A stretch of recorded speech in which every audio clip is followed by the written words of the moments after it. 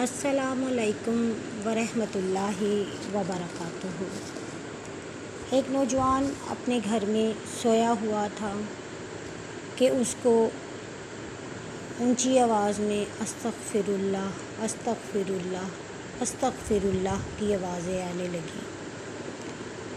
اس آدمی نے دیوار پر چڑھ کر دیکھا تو ان کا ایک ہمسایہ جو نیا آیا تھا وہ اپنے گھر میں توبہ کر رہا تھا۔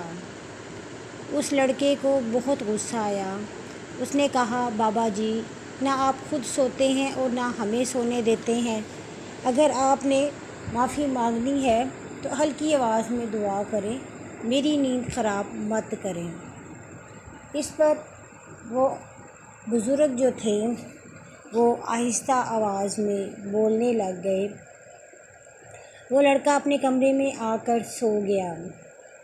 اگلے دن پھر دوبارہ نیند میں اس کی جب آنکھ کھلی تو اسی بزرگ کی آواز آ رہی تھی۔ وہ پہلے ایک دم سے اونچی آواز میں بولتا، یا اللہ مجھے بخش دے۔ پھر کہتا، نبی صلی اللہ علیہ وسلم کی تمام امت کو بخش دے۔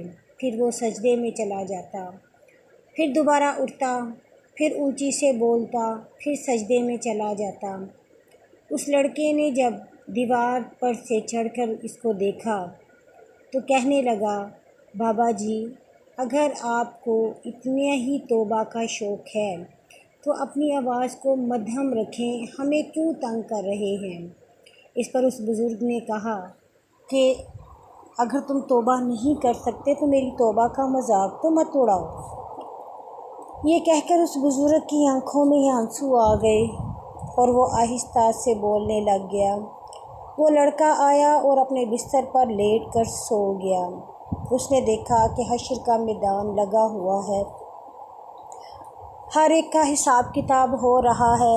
اس نوجوان کی باری آتی ہے تو جب اس کے نامہ اعمال کو دیکھا جاتا ہے تو اس کے اعمال نامہ میں کچھ بھی نیکیاں نہیں ہوتیں۔ فرشتے کہتے ہیں کہ اس کو جہنم میں لے جاؤ۔ جہنم کے داروغہ جب اسے جہنم کی طرف لے جا رہے ہوتے ہیں تو اللہ کا حکم ہوتا ہے اور ایک فرشتہ آتا ہے اور اسے کہتا ہے کہ اللہ پاک نے اس آدمی کو، اس لڑکے کو جنت میں جانے کا حکم دیا ہے۔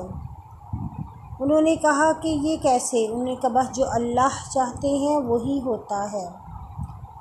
جب اس نوجوان کی اسی پریشانی میں آنکھ کھلی تو وہ اس بزرگ کے پاس آیا اور آ کر معافی مانگی اور کہا کہ جناب، آپ کی استغفار سے نہ صرف آپ بخشے گئے بلکہ میرے جیسے گناہ گار پہ بھی اللہ نے اپنی رحمت کر دی۔ میں اللہ سے بھی توبہ مانگتا ہوں اور آپ سے ہی استغفار کی التجا کرتا ہوں، مجھے معاف فرما دیں اور مجھے اپنے ساتھ رکھ لیں۔ میں بھی دین کی تعلیم لینا چاہتا ہوں اور اللہ کی راہ میں کام کرنا چاہتا ہوں۔ اللہ پاک ہمیں بھی دین کے کاموں میں بڑھ چڑھ کر حصہ لینے کی توفیق دے۔ آمین۔